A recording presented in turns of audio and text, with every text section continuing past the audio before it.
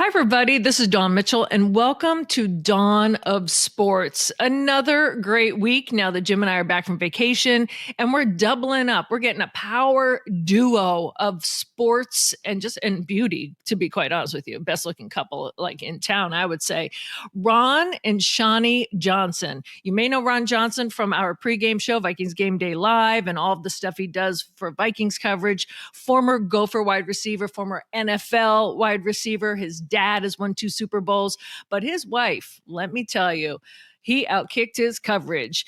Shani is an Olympian and a former Gopher, 2-time USA indoor champ, 2-time USA outdoor champ, you name it. She owned the triple jump, and both Ron and Shani are in the University of Minnesota Athletic Hall of Fame. Unbelievable. The M Club Hall of Fame. What a powerful duo. I can't wait to share with you.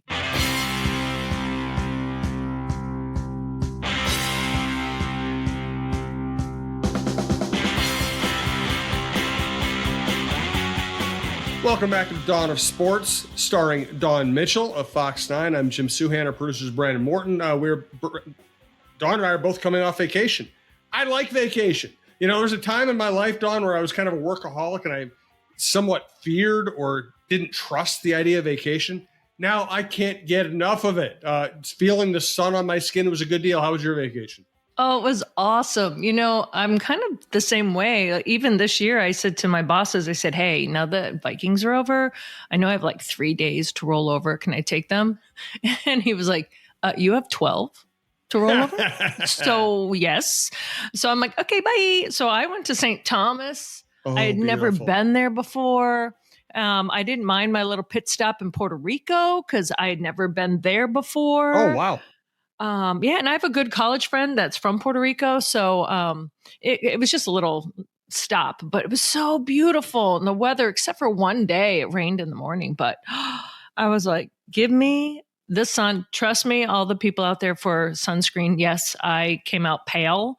I'm a Q-tip, so I slather myself in sunscreen, but I still got some sun. And I slow rolled every morning.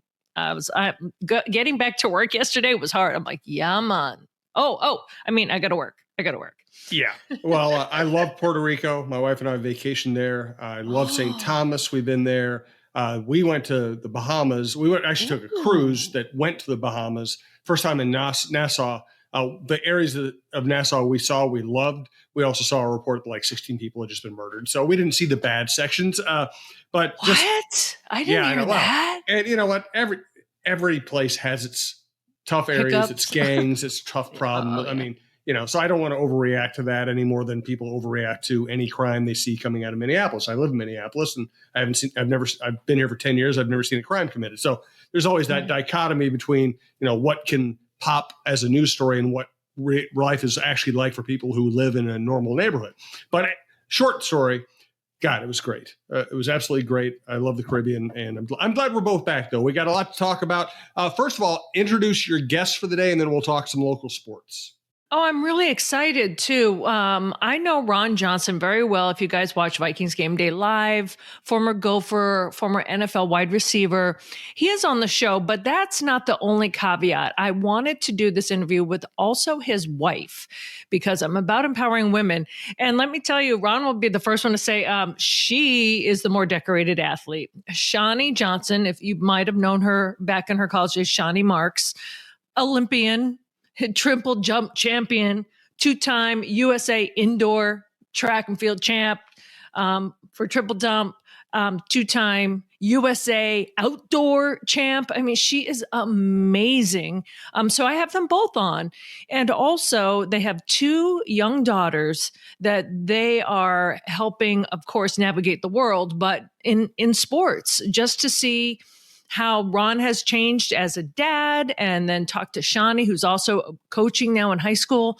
I just like the power couple, and more than just what you see in the headlines, I'm taking you behind the headlines. So that's kind of cool. That's great stuff. And you've done such a great job of bringing us fantastic guests. Thank you. And some of them have been women athletes, some have been women entrepreneurs or, media figures. You've had great national guests on like Mike Tirico and Jim Cott, We've had Chad Greenway, Brian Robinson. We've had Laura Oakman. We've had Andre Yak, Katie Storm. Just a great list. And Ron and his wife, and Shani Marks, a great athlete. Great addition to the list. Thank you for doing that. Now let's get to some local sports. By the way, we're sponsored by Rudy Luther Toyota. We appreciate the way they support us and, more importantly, women's sports in general. I also want to thank a couple of our network-wide most important sponsors, TSR Injury Law, 612 TSR Time, and Twill in the Edina Galleria, my favorite men's clothing store, a great place for either you or buying your loved one something. I highly recommend that store. Also want to let you know that this Saturday, February 3rd, 7 p.m., the John Krasinski Show will be live at Head Flyer Brewing. Our guest, Chris Finch. Chris Finch, great, just a really nice thing for him to do, to come out. And, NBA coaches don't go out and do local podcasts. It doesn't happen. Chris Finch is down to earth enough to be willing to come out and spend time with us. Really looking forward to that show. Now let's talk about the Wolves. It had been a very difficult up and down month, but they were kind of still hanging on that number one seed. To go to Oklahoma City, tough place to play, excellent team, excellently coached team. They win going away. They finally play a good fourth quarter. And then Anthony Edwards goes off on the refs. It's such a catch-22, Dawn. It's like, I agree. Karl Anthony Towns does not get his share of calls. Now Anthony Edwards is not getting his share of calls.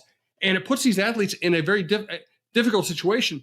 If you don't complain about it, you're accepting the status quo and accepting you don't get calls that can change a game. If you complain about it, things might get even worse. You're absolutely right. But I love the fact he said something, because a guy like Ant is the guy that, all right, so now the refs might be mad, right? And retaliate. You might not get any calls, but he's so talented enough to rise above that. But you look at that replay, and the fact that the NBA doubled down on that and saying that it was minimal contact or whatever their exact word was. And I was like, are you kidding me? Like, oh, and I'm not a local sports apologist, but I'm like, come on. But he wasn't getting calls. And the fact that he said something, and then he said it on the bench, right? And we can say it on this podcast. I couldn't say it on air last night, but cheating ass refs. That's what he said. The camera saw his lips say it. And then the fact that with Leah B. Olson, who we have had on the show, he doubled down and said, I'm going to take the fine. I don't know how. And then he moved on. He didn't go on and just trash them constantly, but he made his point. And we all know, Jim, we've seen it for the past few years. I mean, there's the superstars that get the calls no matter what. And then there's the people that don't. And, traveling doesn't even exist in the NBA anymore. We see those sensational buckets because of it sometimes. But I don't know. I was happy he said something. But it will be interesting to see what happens tonight versus Dallas. Do all the refs get together and be like, okay, this guy's mouthing off? I'm interested to see what fine he does get, because he is going to be fined, especially when the NBA came back and said, yeah, no, we made the right call. So it's going to be interesting. It's going to be very interesting. I would say that arguing for your fair share of calls is absolutely within the right of an athlete or a coach. And at some point, if you're not getting those calls, you might as well take the chance and push that button. I would just say, if I were advising Anthony Edwards, I'd say, argue for the call, argue the specific calls, send the specific calls to the league. Don't go down the road of pretending there's some kind of a conspiracy. Is it just, even if it's true, it's not true, but even if it were true, it won't do you any good. There's a difference between saying you messed up, which all of us can be accused of at times, and you are dirty. And there's a gap between those two. I'm not sure he should take that step. That's true. And we all know it was in the heat of the moment, which is why we in media, we love to talk to the athletes right after, because that's their pure emotion. And so the fact that this kid doesn't lie to his detriment, he might be honest, but it was, for me, it was refreshing. But yes, afterwards, I'd be like, okay, you've said your piece. Now let your play dictate how you are on the court. And he's talented enough to do it. So maybe this will motivate him to take it to even higher level. Maybe. And I just hope, because I hardly ever, Brandon knows this, I hardly ever blame officials, refs, umps for outcomes of games. I think it's not the way to go. It's too easy. In this case, though, I'm sick of seeing Anthony Edwards dunk and get his forearm yanked and not get a call, or Karl Anthony Towns earlier this month get his arm pulled away from his body as he was trying to shoot a very important shot. I'm tired of it. And then the hackarooty that's been going on. Yeah, I just don't think that rule. I think hacking, like the hackarooty, the hack of whomever rule, that should be an intentional foul. You should get 2 shots and the ball. That strategy should not be rewarded. Amen. Right. Let's talk about some women's sports here in a second. We do want to thank Rudy Luther Toyota. Ready for a women-forward car dealership? Rudy Luther Toyota empowers their many women on staff in sales, management, and service. Whether you are looking for a new Toyota or pre-owned vehicle, Rudy Luther Toyota has something for everyone. Every vehicle comes with a Luther Advantage. 10 cents off fuel and car wash discounts at holiday stations, Luther Advantage warranty, and 5-day return policy on pre-owned vehicles. Located just 5 minutes west of downtown Minneapolis, off 394 and General Mills Boulevard. And they're also hiring. Want to join the team but don't know where to start? Visit rudyluthertoyota.com today. All right, so terrible news for the Gopher women's basketball team. Mara Braun injures her foot. She's probably out for the year. And I have such high expectations for her. I kept on waiting for her to really break through. And then she gets hurt. And then I go look at the numbers, and she's one of the leading scorers, one of the best shooters in the Big Ten as a sophomore. She was having a very good season. She plays hard on defense. She's unselfish. She's a great defensive communicator. So, I expect even more from her. But objectively, she was having a very good season. She is their team's best player. And her going down really damages their chances. Maybe Sanders comes into the starting lineup and makes up for some of what she was doing. It's just a shame, though, because I think the way Dawn coaches and with the age of so many of her best players, that this second half of the season was going to be really instrumental for them, not only in trying to have a good season, but also setting up for future success. And Mara's injury just damages all of that. It does. And, I wonder what the effect of that, because she's going to have surgery, from what I understand, on that foot, and out indefinitely are never 2 words that you want to see together at all. But when you have a new coach and a team that's young and still finding their footing, no pun intended, that could have an emotional impact on the team. And you're going into tonight, even though you're hosting and you're at home, which will help, you're hosting Penn State, one of the hottest teams right now in the Big Ten. They have 5 straight wins. Ashley Owusu, I think I say her name right. She's been on fire. They've been 5-0 since she's been playing. It's just like this perfect storm for things to unravel. And so I am really curious to see how Amaya Battle, Mallory Heyer, Sophia Hart, just how they respond without having Mara on the court. So it's like the worst timing ever. I just hope they can rise above. I mean, sometimes other stars shine when they have to. So it'll be a true testimony to how Dawn can coach up these girls, women. Yes, and Sanders has come on strong lately, and she is an active player who can get to the rim. It's not that anything good is going to come of Mara's injury, but maybe for the long run, other people having to play larger roles could end up helping them. Let's do our Minnesota Aurora Minute. Yeah. Minnesota Aurora, a community-owned, women-led, pretty professional soccer team playing in the USLW League. We have had Nicole Lukic on as a guest before. Andrea Yak, one of the founders, has been on the show before. I just want to remind you, Minnesota Aurora FC sporting director and head coach Nicole Lukic, recognized as a Minneapolis-St. Paul Business Journal 40 under 40 honoree. Outstanding. She deserves it. A great human as well as a great coach. Also, Minnesota Aurora FC welcomes Colette Montgomery and Mandy. And I hate to take a chance on her last name. I'm going to give it a shot here. Polka Bradsky to their coaching staff for the 2024 season.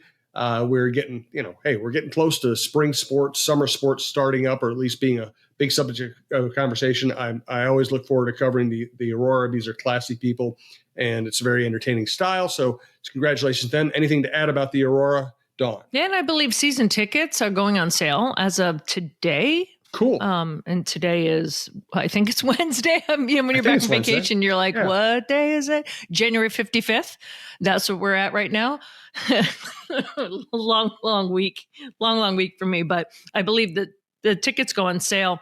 And I know Nicole has been counting down the days. So if you follow her on social media, Nicole will give you the exact amount of days until the season starts. So it's kind of amazing. And, I'm just thrilled at this 40 under 40 for Nicole, because it's almost like you were saying with Maura Braun, right? People are like, okay, I love Minnesota Aurora. They're so good. But when you look and say she has not had a regular season loss since they started this team.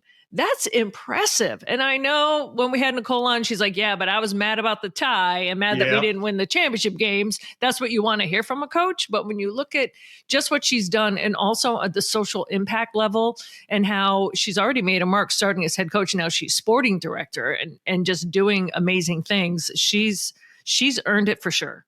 No doubt about it. We'll be doing the Chin Music Show on Friday with Roy and Lavelle. We did a really good show with Roy and Joe Mauer's on Joe Mauer's induction last week. Which interests you more, Mauer going to the Hall or the trade they just made? Oh, okay. It's kind of like a past and present for me. I can enjoy both of them. And I was of the rare ilk. Many people didn't think so. He's not going to get in on the first try. It's Cooperstown. And I'm like, I think he's gonna. Again, the numbers don't lie. Say what you will, the numbers don't lie. And I'm so excited for him. It couldn't happen to a nicer man, family, person. And I was just so thrilled. But to see the trade too, as much as I love Jorge, I kind of think the Twins got an awesome deal. So I'm really happy with what Falvey has done. And get some arms in here. Let's see what we can do. The infielders now, there's kind of a log jam. But I think now that they've got that extra cash too, it'll be interesting to see who else they get. They're not done. So that kind of gets me revving for the season at hand, and just so excited for Joe Mauer. So it's it was a win-win for me. Yeah, I really thought Joe would get in, and I liked the deal. I know a lot of Twins fans hate it because they didn't get that star pitcher, and they got cash back, and Twins fans are just triggered by any cash considerations when it comes to the poll ads and the Twins. I just think the big picture here is if Buxton, Correa, Royce Lewis are healthy and have kind of close to what you would normally expect of them offensively, this is going to be a really good team. And the bullpen might be the best. They have a chance of having the best bullpen the Twins have ever had. Yeah, because you don't want to tweak too much what you did last year, right? It's a very delicate balance. So I liked the trade. I may be in the minority, but I liked it. Yeah, I'm in the minority, and I did like it as well. I wrote about it in the Star Tribune, of course. All right, any final thoughts before we get to Ron and his wife? Yeah, I actually have two. So back to girls basketball really quick. Last night, I want to give a shout out. Like we said, today is Wednesday, January 55th. Tori Orline from Ironton scored her 3,000th point. She's a sophomore. She's the first sophomore in the history of Minnesota girls high school basketball to do that. And she's not going to be alone, because Maddie Greenway was not far behind. Now, Tori entered just needing 1 point, so she got a layup, and then she already got the record, and I forget what she ended up with. Maddie entered yesterday's game with only needing 72. So she's going to do that in the next couple of games. When I went on air last night, I was trying to find out how many points did Maddie Greenway get so that I can do the math so we can be on Maddie watch now, so she'll join her as only the second sophomore. To have two sophomores score 3,000 points is just incredible and unheard of until this year. And I even texted Chad and said, hey, how many points? This was right after the game. Did Maddie get? And he goes, I think 35. So I'm not sure. And so we'll double check on that. But Maddie Greenway will be the next to follow. So, Providence Academy also has Adrian Peterson's daughter, Allie, on it. Girls basketball for high school in the state has always been great. And I love it continuing. Here are the new stars. And yes, we've all heard about Maddie Greenway, but Tori Orline getting her due last night. And I was just so happy for her. And I want to touch briefly, Jim, you're going to roll your eyes because you know that after the first initial Taylor Swift thing, where I was like, this is a publicity stunt. I am not for it. But the whole rest of the season, we've just kind of seen their relationship or whatever blossom. I am for it. And I read something, and I don't know if this is the exact number, but Taylor Swift has earned $330 million for the NFL this year by her showing up and being in there. So a friend of mine posted on Facebook, it was when Jason Kelsey kind of did his shirt, jumping out of the window kind of thing, which I loved. I thought it was hilarious. I love how he said, I didn't ask my wife for permission. I just gave her a heads up. I like that too. That's a healthy relationship right there. What I liked though, my friends were saying, and of course it's tongue in cheek, stop showing Jason Kelsey. It's a distraction. What he's doing has nothing to do with the actual game. And she goes on and on. She goes, does that sound familiar? And I was like, yes, bingo, right? Bingo. Like, let people enjoy life. Let people enjoy life. So I'm all for it. It'll be interesting now. I think today's show or somebody did, can Taylor Swift make it from her concert in time?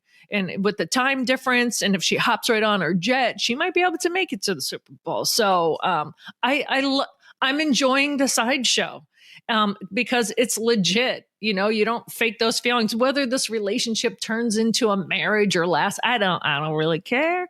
But I'm just enjoying it. It's no different if I lived in the time of Joe DiMaggio and Marilyn Monroe, right? I mean, this story of athlete and famous person is as old as time. So let's just enjoy this version of it. Don't be so sour.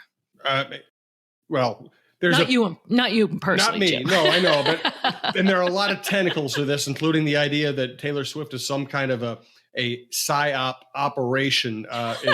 Listen, just talk to the people in your life, and those who think that Taylor Swift is like an agent. You can just distance yourself slowly from them. Just move slowly away and lose their phone number. You don't have to deal with them anymore. I love these people that think it's a psyop, and then you realize, like, on some big clusters that the world and the country have to figure out, you can't. You're like, so do you really think that it's just like the movies, like she's some psyop and out to do this? It does make you laugh. It either makes you laugh or cry or both. It does elicit a range of emotions. But here's the thing. Taylor Swift is the closest we have to the Beatles right now. She's the closest mega crossover musical superstar we have. She is great for the league. She obviously hasn't held the Chiefs back, despite another thing she got accused of earlier this season. Right. She's a good human being. She pays her dancers and the people who work on her. She pays them an incredible amount of money. She treats people well. She's a superstar. And so is Travis Kelce and his brother are both going to be first ballot Hall of Famers. So take whatever shots you want, man. Their lives are better than yours. And, I think Colin Cowherd, sometimes, I don't agree with everything he says, but he had a good rant on it about, well, how come a woman can just hurt your fragile ego so easily, And you know what? That's one of those times when the question is also the answer. Yes. And he said one of the TV networks added up how much time she was on air, and it was something like an average of 24 seconds in the game. 24 seconds in the entire game if you added all the cutaways. So 24 seconds, he said, for those of you who say it's a distraction, you're lying, because there's so many other distractions that go on during an NFL game, plus the commercials for Super Bowl. I mean, people aren't just there for football. That's why there's so many replays and cutaways and commercials. And so just, I think it's just Taylor Swift herself that's such a lightning rod, which I don't understand. For me, I just said, just don't fake it. Put a Kardashian in there, cheering on the box, and then she's just there to make a name or whatever. But we see that they're actually dating. The family, she loves the family. Just let it be. I feel like a Beatles she's song great. is coming And, on. yeah, well, she's great, and she scares people who are afraid of strong women. It's that simple. Yep. All right. So Well, let's that's talk the end those. of my rant. There you Yes. go. Now we're going to transition to a strong woman who is married to Ron Johnson. I'm really glad that Dawn set up this interview. Really looking forward to it. Hey, thanks to everyone who listens. We do appreciate it. Check out all the other shows at talknorth.com. Come see it at Head Flyer Brewing on Saturday night. Thanks again to Rudy Luther Toyota. And here's another great interview from Dawn. I am so happy this week to have this Minnesota power couple, and that's what I call them, because if you've heard of Shani Johnson and Ron Johnson, both in the Minnesota, the M Club Hall of Fame, and athletes in their own right, let alone married and raising two unbelievable female athletes on their own, I want to welcome Ron and Shani to the podcast. You guys, thanks for joining us. This is amazing. I don't know when you sleep because you guys are always going. You're either working, you've got your girls, but thanks for taking the time to come on. Of course. Thanks for having us. Thank you. Hey, Ron, you and I know each other really well from doing all the shows together, but I actually met Shani first. So we're going to go way back to when you were in college, Shani. And I think it was right before your Olympic trials. And you had back surgery. And then you came back from that, if I'm recalling it correctly. And then you were going to do the Olympic trials. So way back then is when I first met you. I think I was brand new to Minnesota. You could not have been lovelier. Look like a model going around the track, doing your triple jumps and your long jumps. But does that seem like so long ago for you? It seems like yesterday for me. What are you talking about? College was just just a few years ago. No, it feels like a different lifetime for sure. How is it? I know everyone probably comes out of the gate and asking you, what is it like to represent your country at the Olympics? What was that for you? It was, well, yes, I get that question a lot. And actually, the story leading up to get there that's actually the great part of the story, because that's what makes it worth it, right? Like if everybody just got to be there, it wouldn't be special. But for the Olympics, you're fighting and you're persevering and you are getting through adversity for years before people see you on any sort of big stage. And that's where the meaning comes from, right? Is the work that it takes to get there. Exactly. And so once I was there, the hard work most of it's done at that point. So it really is, you're sitting in that joy and that gratefulness.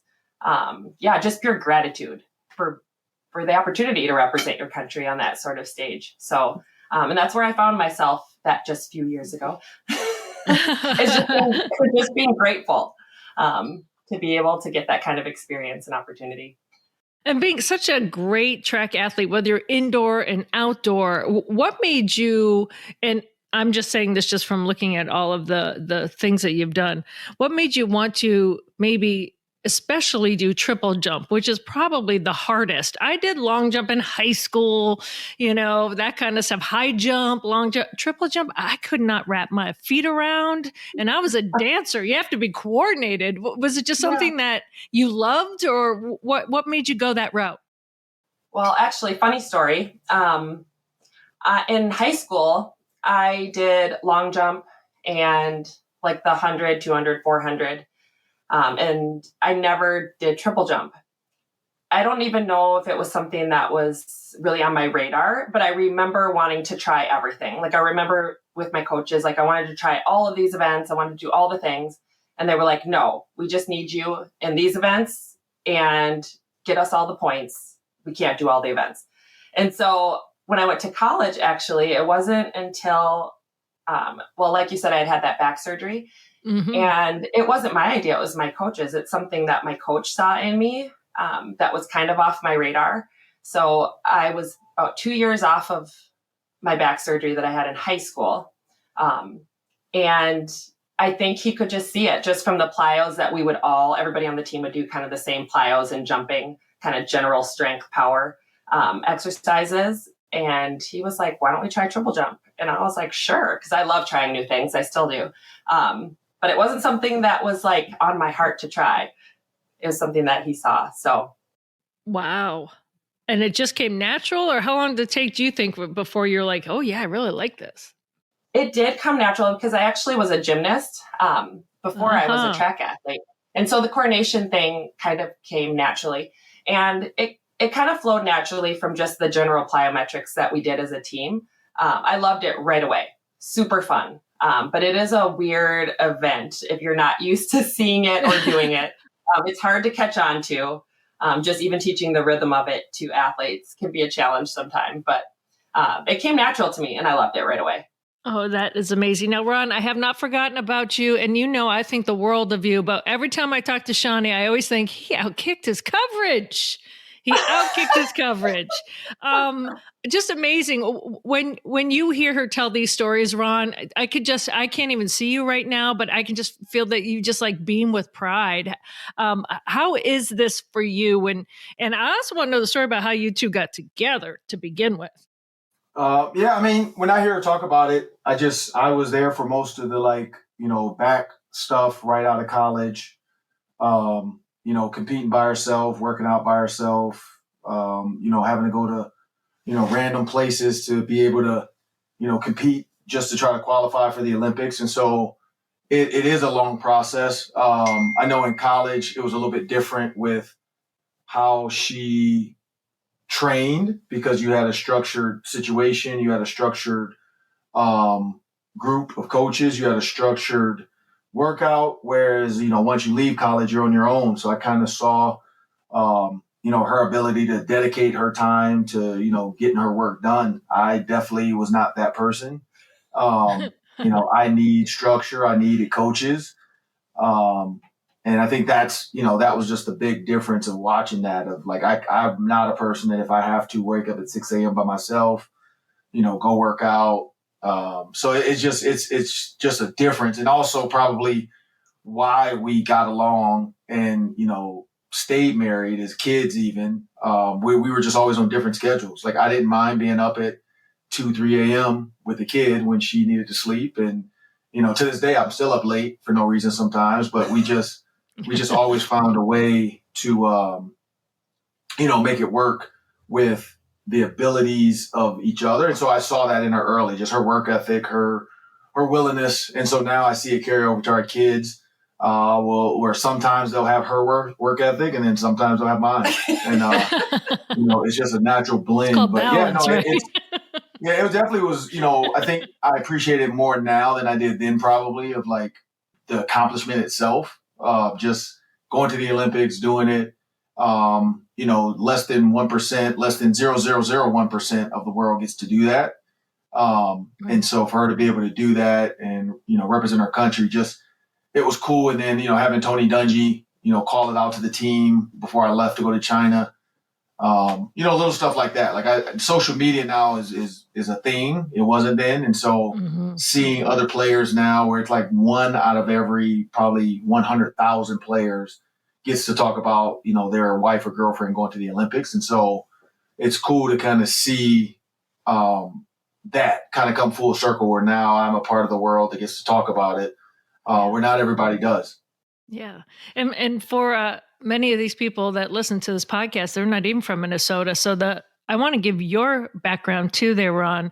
Ron also at the University of Minnesota, huge standout wide receiver, drafted 4th round, 123rd overall. I love saying that, by the Ravens in 2002. And I have to mention your dad too, because I know just how proud of your dad that you are, Ron Johnson Sr., defensive back for the Pittsburgh Steelers, 2 Super Bowl rings.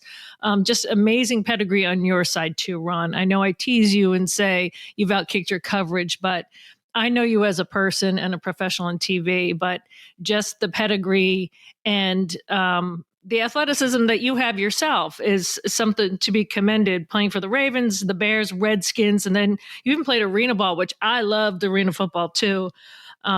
So you had mentioned, China, you mentioned other things.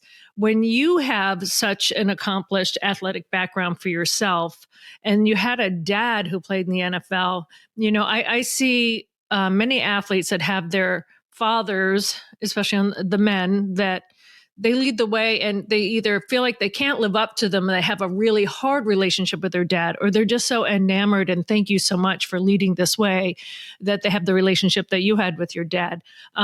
How was that for you growing up? And was football just a love, or is it just something like, hey, this is something I knew and it was just the rightful path for me?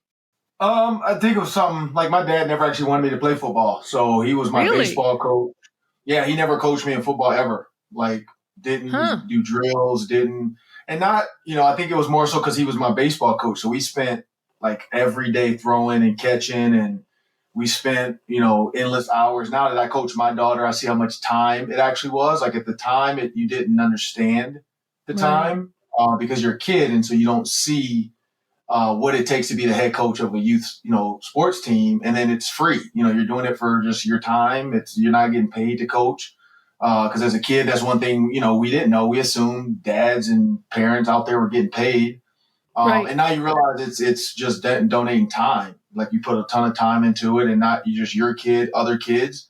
For him, it was, he was driving all the kids around in vans and buses. And like we actually took a bus to Ohio. And I mean, this is the inner city of Detroit. So parents, like now we go to trips with our daughter and all the families go, all the parents go. Like when we went, I remember, I think we had like 2 chaperones that were other coaches, and my dad did it all by himself and, had to get hotel rooms and had to, make sure 12 little boys are paying attention in a hotel, which I couldn't imagine that now. Because we just did a trip with my daughter that's 11. And I'm like, I could not imagine trying to keep up with 12, 11-year-old girls. And so my dad did it with boys and, little stuff like that. I think our relationship was always built on just time. But at the time, I didn't understand it. I just did it, and it was what it was. And I think that's maybe why it's in me now. I just naturally do it, and I don't question it. I just think it's what God asks us to do, is to spend time.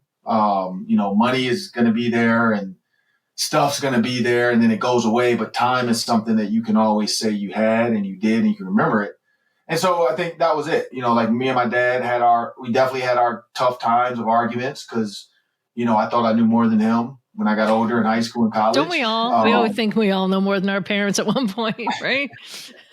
But after that, as I got older, then I started appreciating it because I started understanding the relationship with, Mel Blount and Tony Dungy and Donnie Shell and, Franco Harris and Mean Joe Green and all those guys when they came back to his funeral. And so I never understood how important or impactful that was when I think about like me and my teammates and who would come to my funeral, and that's what I always thought about when I saw my dad's teammates come, that even though he was not going to probably be a Hall of Famer, he still won 2 Super Bowls. He still was a first-round draft pick.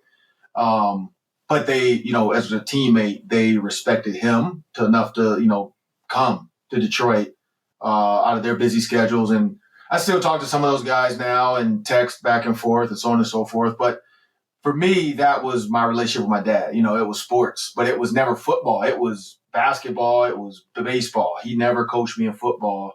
And I don't know if that was on purpose because he didn't want people to feel like he's the reason I'm doing it or he's pushing me to do it. He actually did coach football, which is even funnier. He coached the older kids. He never coached me. So if I was 10, he would coach the 12-year-olds. When I was 12, he coached the 14-year-olds. And I think it was also we all practiced at the same field. So he was there with me and he knew where I was and I knew where he was. But I don't think he ever wanted people to feel like my son's playing because I'm the coach. Right. And so I never, like in basketball, football, other than baseball, because it's like you can hit, you can catch. And I played catcher. Not a lot of kids want to play catcher. So I don't think he ever cared about that because he's like, everybody gets to bat. So if my son can hit, he can hit. If he can't, he can't. If he can play second base, he can, But football and basketball can definitely be impacted by a parent putting their kid in the game more. And so he didn't ever want that to be something. And so, yeah. And then in high school, same thing. I played receiver. He coached the defensive backs. Like he always was around.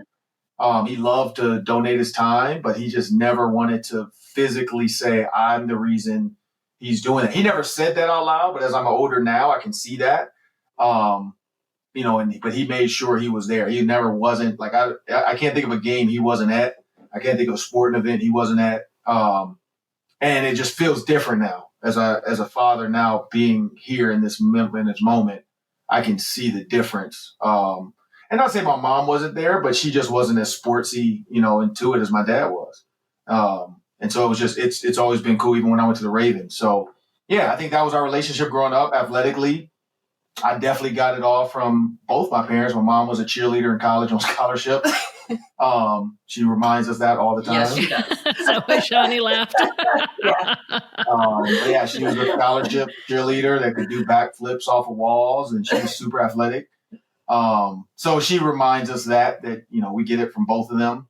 And I think our kids are going to end up being the same way. They both, they have genetically two parents and grandparents that, have a lot of stuff they can put into them mentally and physically. So yeah, it's been a fun ride. Well, if you had to pick one of your favorite moments in the NFL, what would it be? I don't know. I mean, I'd say, of course, the first game I ever played in, I scored a touchdown. First game? First game. Yeah, first game of the year. Welcome to the NFL. Wow. So that was a fun experience. Got it challenged. So first, first experience with the challenge flag and how that worked. It went our way though. But I'll never forget John Fox was the coach of the Panthers, and I was looking and he threw the flag, and I had never actually experienced it. And then I had to sit there, couldn't celebrate. And then eventually they said it was a touchdown, which kind of took the thrill away from it, but still was a touchdown. So that was one. I think the other one was playing the Steelers because it was my dad's team. I grew up as a Steelers fan. So traveling to Pittsburgh for the first time, my dad was there. He flew down and he sat on the Steelers side. So I think that was just who he was. He was going to be true to himself. He said he would never celebrate Baltimore or the Colts besides me if they're playing the Steelers. But yeah, he definitely sat on the Steelers side, wore a Steelers jacket with his teammates. But it was fun to, go to Pittsburgh. I was born there. Or not born there. I grew up there. My sister was born there, but just being in Pittsburgh was a good memory. I don't even remember if we won or lost the game. But I do know going there and playing, had a good game, but yeah, I don't even remember if we won that game or not. But I remember that was a big memory too. Just the first time going back, I guess you want to call it going back home. Yeah. To play. Shani, how did you guys meet? Well, both of us would probably tell different versions of this That's story. why I went to you first. I'll tell the parts that at least we both agree on. Okay. So I actually met him the very first day I moved into the dorms freshman year. So he had already been on campus with the football team. And I just remember walking through the hallways with a friend, and I walked by his room, and I'll never forget, he had the door open. He was sitting on a chair or stool playing a video game. And I remember him trying to get my attention, and I just kept walking. Are you going to agree with that?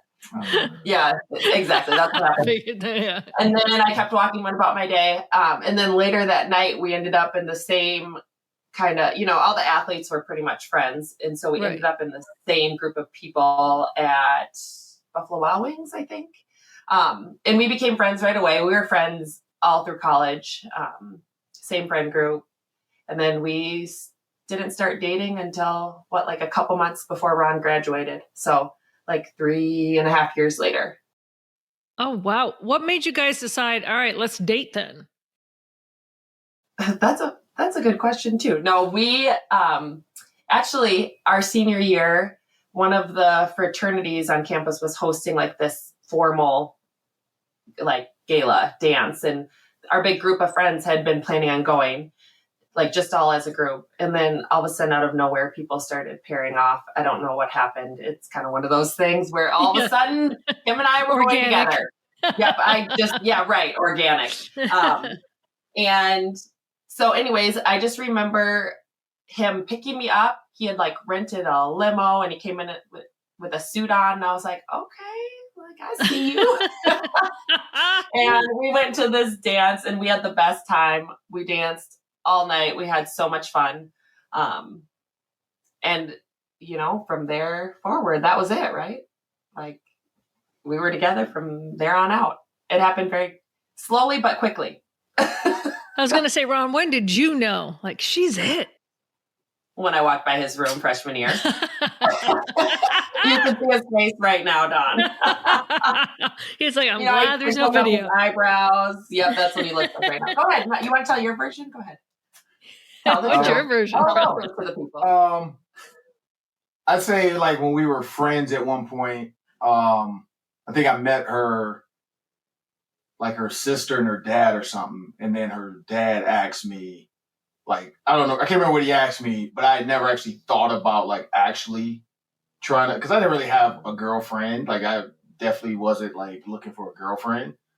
And then her dad asked me a question, and then I started kind of thinking about it then. So I don't know, that would have been like my junior year maybe. Yeah, right. It was way like before my that. sophomore, junior year. Definitely was not before that. It's when I like seriously kind of thought about it. And then like my senior year though, like I was gonna actually leave school early, and I just kind of told her that. And then after that, then I started like figuring out like, okay, we can hang out more. And then she actually did like hang out at like homecoming, but because my mom asked, are we dating then? And I was like, nope, we're not. And then we were. So we weren't, and then we were. Yeah. Moms know beforehand. That's why she asked. Yeah, they do. That's true. How cool is it now? So you're married. You've got two beautiful daughters who are becoming unbelievable athletes. You guys are, like I said, a power couple here in Minnesota, but you're both in the Hall of Fame as Gophers. How cool is that? Well, it's very exciting. Although, I was there a little bit before Ron. I had to wait for him to join me. Little bragging rights, chalk that up. But he finally got there. It is a really cool thing for us both to be in there. It was really, the sweetest part of it, though, was being able to be there, I think, with our daughters, yes. To your point, and to be able to celebrate that with them. And while, we don't, at the end of the day, like we don't care if our girls end up, living up to maybe the accomplishments that we did. Right. Like that's unimportant to us. We love that they love sports, and we love that life. It's totally for us. But it is important for them to see how you work towards whatever goal it is that you have, whether it's athletics or something else, academic or in the arts or whatever it is. It's good for them to see and to hear about the work that was put in to get to where we are now, because that's important for whatever they choose to do, that they are willing to put in the work. I was going to say, Shani, for you must be so proud to see your daughters and how the world has changed from when you were younger and started getting into athletics and how far it's come. Oh, yes. So many more opportunities. I think girls in sport are seen and celebrated so much more now than they were back then, and supported, I would say. Right. And we still have a ways to go, but it feels like the sky's the limit for them, for sure. And as a mom, right? Love that, right? Yes, of course. We're here for it, for sure. Ron, as a girl dad, what have you learned in these, not even the years now of them being athletes, but just in general? How's that changed you being a girl dad? I think just more like compassion, like trying to learn that, like, I don't know. I think boys are just, they're seen differently growing up for reasons that I see now in the world. And so just having girls, it's shown me a different light of just everything. I kind of pay attention to a lot more now. I realize like my youngest, every time she sees me, she wants a hug. My oldest one doesn't, so just seeing the differences in them now as age takes over and gets older, and, emotions, but just learning that they're both like physically, mentally strong, but also it's important to like understand they're delicate and how they can be crushed with words or, actions. And so just trying to always, I guess, do what's right for them without spoiling them too much. Right. I think that's a hard balance because you don't want to say no, but then you have to. Right. So I think that's it. Where, I mean, honestly, like boys, I feel like you can beat boys up. You can, like you just hear coaches, how they talk to boys versus girls. I think there's some girls that can handle it. Some girls can't. Some boys that can handle it. But most boys are taught to handle it. Right. And I think that's the difference in like even how the media portrays sports with kids. So that's why with me and them, I think they've changed me. Like they've made me a little bit softer, a little bit more open to like letting them ask me questions and responding. Because I know it comes from a place of just general, like, I don't know the answer to this versus like, I think if I would have boys, I'd probably be a little bit more like, dude, are you kidding me right now? And, with girls, I just, I've learned like they're just trying to figure it out and learn.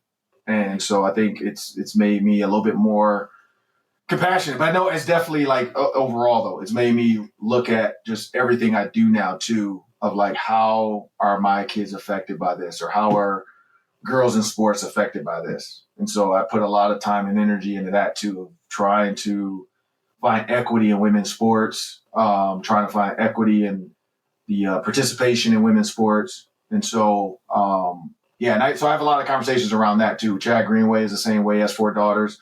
So he and I talk a lot about women's sports and what's next and how can we grow this or how can we change this or what needs to be done here. So they've definitely changed just my broader look on life. I love hearing that because I fully believe, I'm like, wait till some of these powerhouse men have daughters.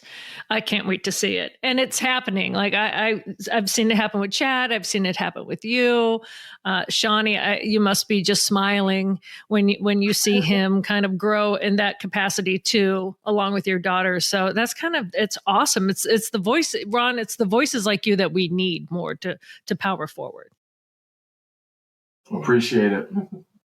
Well, before I let you go, Shani, are you coaching right now, or are you? What are you doing? Are you helping anyone? I am. So I'm coaching. I coach like high school athletes, some middle school, but high school, kind of smaller groups, about 10 kids for each event group, and I do that on Sunday afternoons, like in the 4 or 5 months leading up to the high school track season, out of the indoor track at the University of Minnesota. So my old stomping grounds. Awesome. So I do that for just athletes in the Twin Cities area. And then I coach at the high school that I work at as well. I'm the head coach at Southwest Christian High School in That's Chaska. Great. So that starts up here. And before we know it, it already feels like spring weather today here in Minnesota. I know. So I know. I feel like we should be out running. Yes. It's time for track season.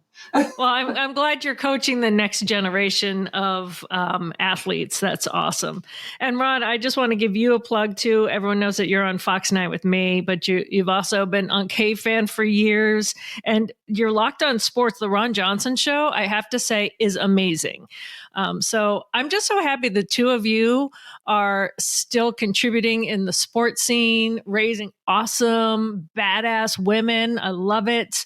And I have to tell you, I think you're probably the best looking couple in Minnesota. So if there's, if that's anything like added on top, I think, you guys can be like the models. We should do like fashion shows, and you two can just go out first. Like we'll just parade you guys out first, and then the rest of us will come up behind you in jeans and everything. But no, you're amazing people, beautiful on the inside as well as out. And just the athletic prowess is just a bonus on top of that in my book. So thank you so much for coming on and opening up to us. I really appreciate it. Oh, thank you, Dawn. No, you guys are the best. We'll have to have you on too next time when Ron's going to his daughters going, are you kidding me right now? Right, exactly. Because that will happen, Ron. You think you're not, yes, then you get older, like, really? Are you kidding me with that right now? That's what my dad said to me. All right, thank you guys so much. Appreciate you.